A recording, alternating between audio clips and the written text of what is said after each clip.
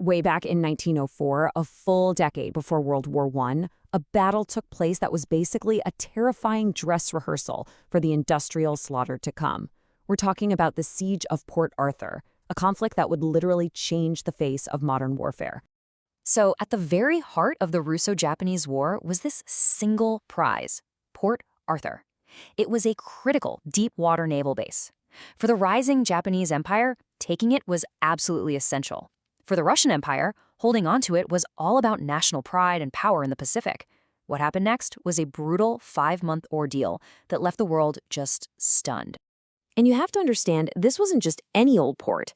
Port Arthur was considered one of the most heavily fortified places on the entire planet.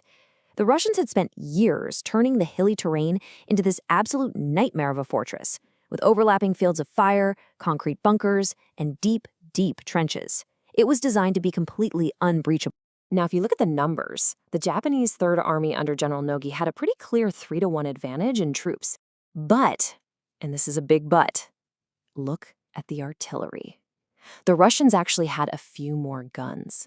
And as you're about to see, it wasn't just the number of guns that mattered. It was what they were defending. It was the kind of defense they had. I mean, this list right here looks like it was ripped straight out of 1914. The Russians had Maxim machine guns, tons of barbed wire, electric fences, and even powerful searchlights to catch attackers in the open at night.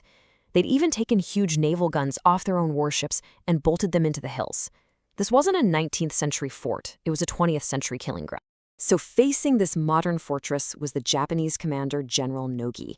And, well, he was a man influenced by 19th century tactics and under immense pressure to win the war and win it fast. His strategy was simple, direct, and just utterly brutal. Relentless, frontal, human wave assaults. The results were a catastrophe. In just the first big push in August, the Japanese army took over 18,000 casualties. The Russian machine guns and artillery just scythed them down as they charged. And for all that bloodshed, they gained almost nothing. And this brings us to a huge historical debate. Was Nogi just a stubborn butcher, needlessly throwing lives away? Or was he a commander with his back against the wall? You see, the Japanese knew that Russia's massive army was slowly making its way across the Trans-Siberian Railway. They felt they had to win quickly, and to them that meant direct attacks, no matter how high the cost. Well, the failure of these horrific assaults forced a major change in tactics. If they couldn't go over the top, they were going to have to go under. The battle turned into this grinding, miserable siege, a grim preview of the stalemate warfare that would become infamous on the Western Front. So yeah, the Japanese started digging. They carved out miles and miles of trenches, slowly inching their way closer to the Russian forts. Combat engineers, called sappers, had the incredibly dangerous job of tunneling under the Russian lines to plant huge mines, trying to blow holes in the defenses. It was just slow, terrifying work. But Japan had an ace up its sleeve. They brought in the big guns, the monsters. We're talking massive 11-inch siege howitzers. These things could lob a 500-pound shell over 5 miles.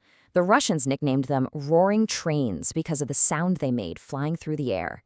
This was the kind of firepower they needed to finally crack that fortress. With these new guns in place, the entire siege began to pivot. Everything started to focus on one single, seemingly unremarkable piece of high ground that would become the absolute key to the entire battle. This was it. This was the turning point, 203-meter hill. It wasn't even the strongest fort, but from its peak, you could see everything. And specifically, you could see every single ship in the Russian Pacific Fleet, which was trapped and hiding in the harbor below. If the Japanese could take this hill, the Russian fleet was doomed. And the Russians knew it too. The fight for Hill 203 was some of the most savage of the entire war. In the final push alone, the Japanese lost over 8,000 men in brutal hand-to-hand combat. And in a truly tragic moment, General Nogi's last surviving son was killed during that final desperate charge to the summit. On December 5th, 1904, the Japanese finally took the hill, and the effect was immediate. For the Russians, it was absolutely devastating. It set off a chain reaction that ended everything. It was like dominoes. With an artillery spotter on a telephone at the top of Hill 203, those giant Japanese howitzers could now fire with pinpoint accuracy. One by one, they systematically targeted and sank the Russian battleships right where they were anchored. The main reason for defending Port Arthur in the first place, its naval base, was now just gone. With his fleet destroyed and his key forts crumbling, the Russian commander had no other choice. He surrendered. And that brought an end to one of the longest and most violent sieges of the modern age. But the story doesn't end there. Not even close. The sheer cost and the way this siege was fought sent shockwaves through military headquarters all around the globe. This was a totally new kind of war. I mean, just look at these final numbers. They're staggering. The combined casualties topped 147,000 men. This wasn't a battle. It was an industrial process of killing on a scale that few people could have even imagined. And you know what? Military observers from every major country were there, watching and taking note. One of those observers was an American officer you might have heard of, John J. Pershing. He saw with his own eyes that courage alone was no match for machine guns and barbed wire. He understood that the old way of fighting was dead, and just a decade later, he would be the one commanding all American forces in World War I. The siege of Port Arthur was a terrifying, crystal-clear warning of what happens when 19th century tactics slam into 20th century technology. The lessons were all there, written in blood. The real, haunting question is, why didn't anybody listen?